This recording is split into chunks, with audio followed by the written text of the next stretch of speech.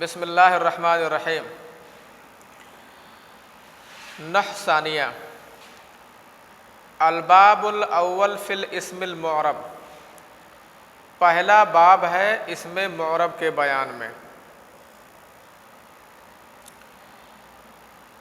اور اس میں ایک مقدمہ ہے، 3 مقاصد ہیں اور ایک خاتمہ ہے۔ تو ہم یہاں فصل سے پڑھا رہے ہیں، فصل فی تعریف الاسم المعرب،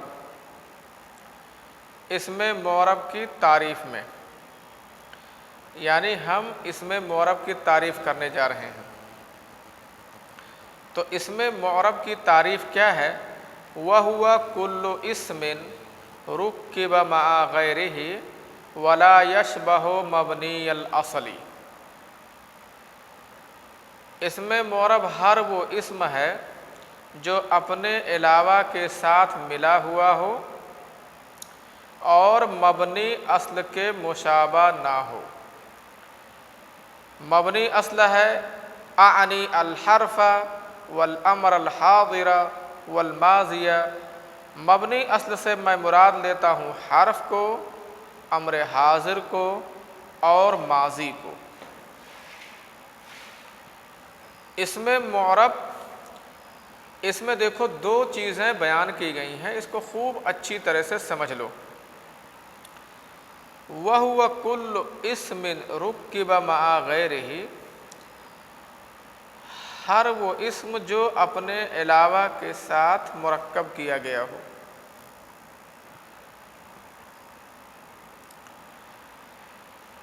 وَهُوَ كُلُّ اسم رُكِّبَ مَعَ غَيْرِهِ، ہر وہ اسم جو اپنے علاوہ کے ساتھ مرکب ہو، ولا یشبہ مبنی الاصل، اور مبنی اصل کے مشابہ نہ ہو۔ اس سے یہ بات ثابت ہوئی کہ اگر کوئی اسم تنہا استعمال ہے، ولا یشبہ مبنی الاصل، اور وہ مبنی اصل کے مشابہ نہ ہو، اس سے یہ بات ثابت ہوئی یہ معرب کی اور مبنی کی الگ تعریف کر رہے ہیں۔ حالانکہ اس کے علاوہ اگر آپ دوسری کتابوں میں اسم معرب کی تعریف دیکھیں گے یا اسم مبنی کی تعریف دیکھیں گے تو اس کے علاوہ آپ کو تعریف ملے گی، آپ کو یہ تعریف ملے گی اسم معرب ہر وہ اسم ہے جو مبنی اصل کے مشابہ نہ ہو۔ اسم معرب ہر وہ اسم ہے جو مبنی اصل کے مشابہ نہ ہو، لیکن یہ تعریف کر رہے ہیں۔ تو جو تعریف کی ہے اور لوگوں نے اسم معرب کی وہ یہ ہے کہ ایسا اسم جو مبنی اصل کے مشابہ نہ ہو۔ بات سمجھ میں آئی نا؟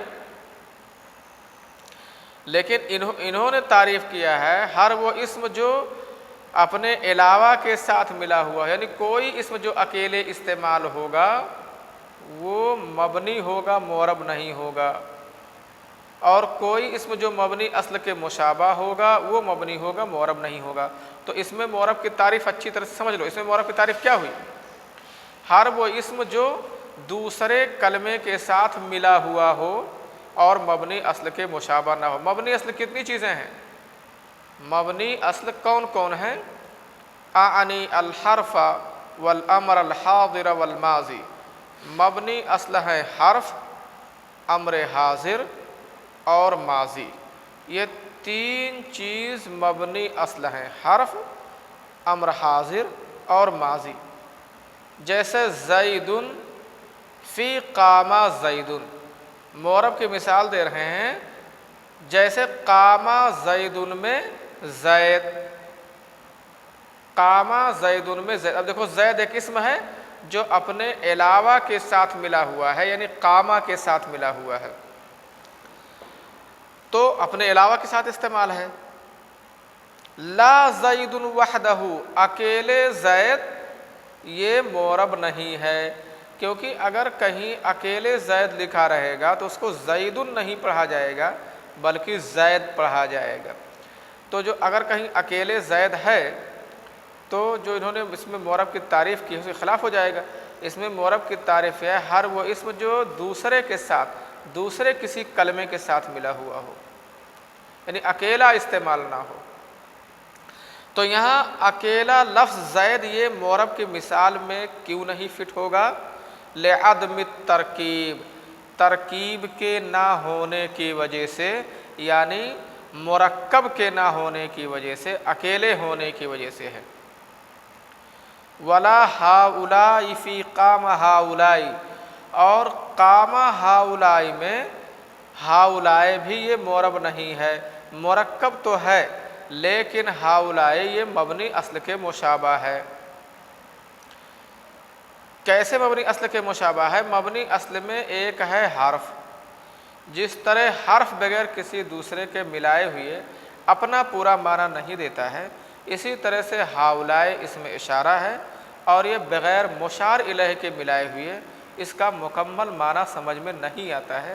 اسی وجہ سے کہہ رہے ہیں کہ قام ہؤلاء میں ہؤلاء ہم معرب کی مثال میں نہیں لے سکتے ہیں، لوجود الشبہ، مشابہت کے ہونے کی وجہ سے، کیونکہ تعریف میں یہ کیا ہوا ہے مبنی اصل کے مشابہ نہ ہو، اور مبنی اصل میں کسی کے نہ تو حرف کے نہ امر حاضر کے نہ ماضی کے، تینوں میں سے کسی کے مشابہ نہیں ہونا چاہیے۔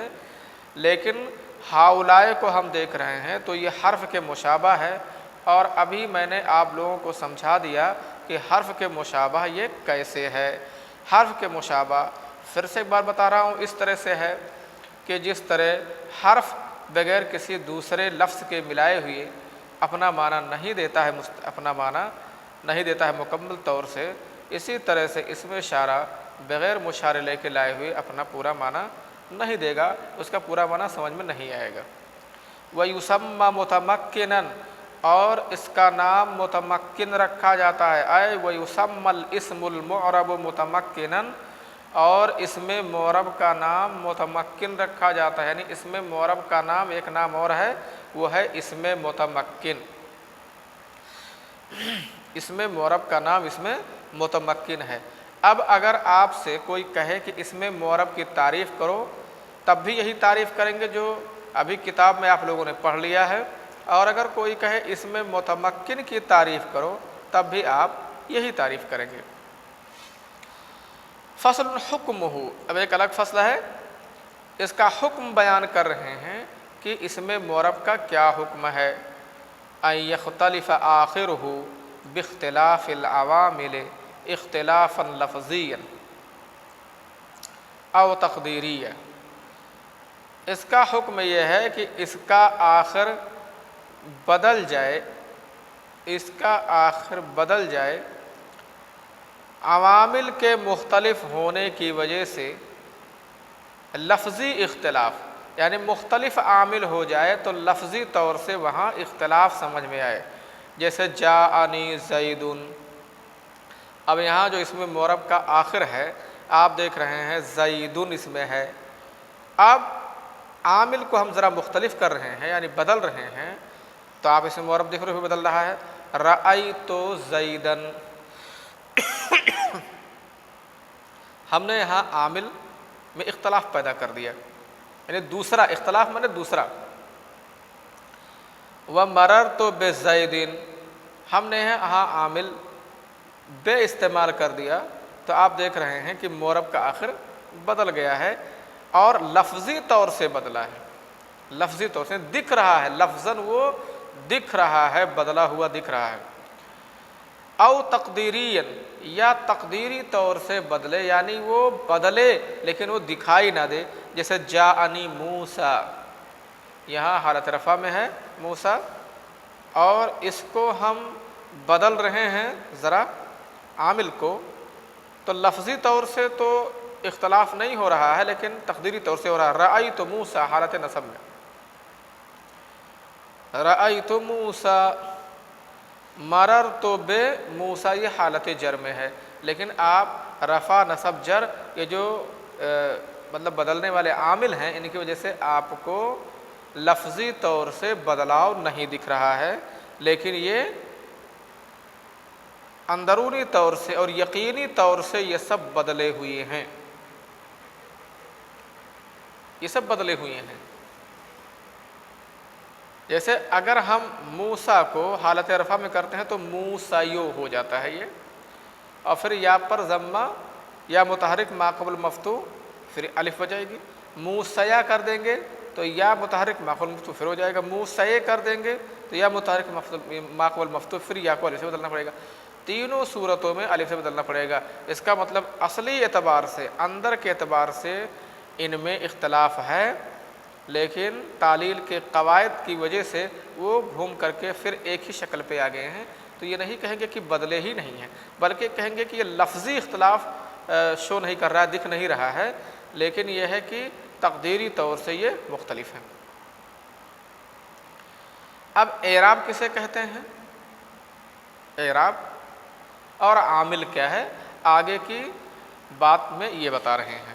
الاعراب ما یختلف آخر المعرب، جس کے ساتھ معرب کا آخر بدلتا رہتا ہے، اعراب وہی ہوتا ہے۔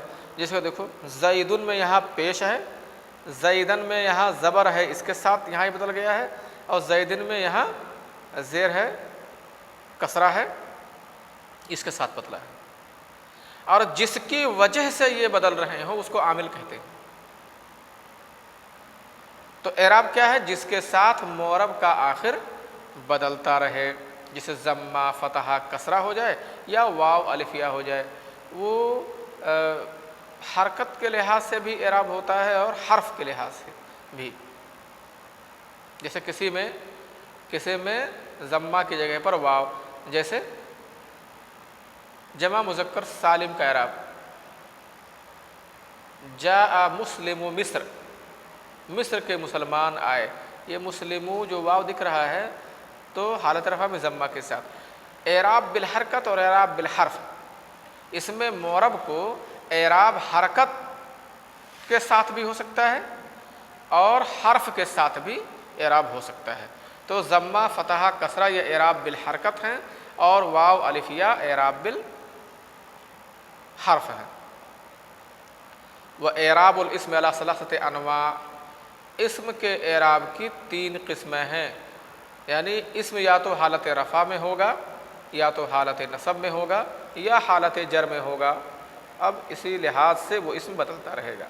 والعامل، اور عامل کیا ہے؟ ما بھی رفع او نصب او جر، جس کی وجہ سے کوئی اسم مرفوع ہو یا کوئی اسم منصوب ہو یا کوئی اسم مجرور ہو، اس کو عامل کہا جاتا ہے۔ اور ایک ہوتا ہے محل اعراب، کوئی اسم اگر معرب ہے تو اعراب ظاہر ہونے کی جگہ کہاں ہے، محل کہاں ہے؟ تو کہہ رہے ہیں اسم کا کہ اعراب ظاہر ہونے کی جگہ وہ آخری حرف ہے، وہی لکھا ہوا محل الاعراب من الاسم، اسم کا محل اعراب هو الحرف الاخیر، وہ آخری حرف ہے۔ مثال الکل، اب سب کی مثال دے رہے ہیں، اعراب کی، عامل کی اور محل اعراب، سب کی مثال ایک بات میں ہو جائے گی۔ قام زید ایک مثال ہے، اس میں سب کی مثال ہو جائے گی۔ فقام عامل، تو قام عامل ہے، وزید معرب، اور زید معرب ہے، والضمۃ اعراب، اور ضمہ اعراب ہے، والدال محل الاعراب، اور دال محل اعراب ہے۔ ایک میں آپ سب چیز سمجھ گئے، عامل سمجھ گئے، معرب سمجھ گئے، محل اعراب سمجھ گئے، ساری باتیں، اور ہے نا، اعراب بھی سمجھ گئے، عامل، معرب، اعراب، محل الاعراب، ایک مثال میں چاروں چیزیں آپ کے سمجھ میں آ گئی ہوں گی۔ سمجھ گئے جی؟ ٹھیک ہے، اچھا، السلام علیکم ورحمۃ اللہ وبرکاتہ۔